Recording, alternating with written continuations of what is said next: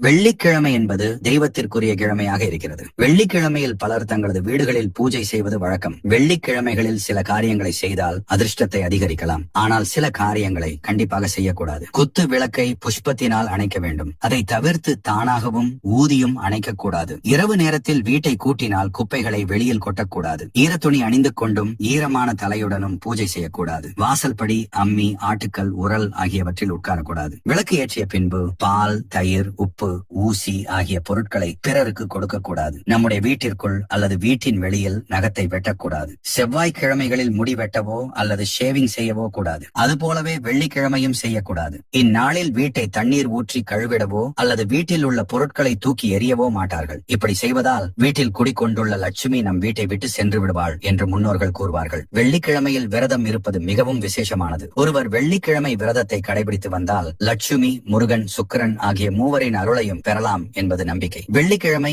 மகாலட்சுமிக்கும் குபேரனுக்கு உரிய மிக உன்னதமான நாள். இதனால் பெண்கள் வெள்ளிக்கிழமைகளில் குங்குமத்தை அணிவதும் குபேர குங்குமத்தை அணிவதும் நல்ல பலனை தரும்.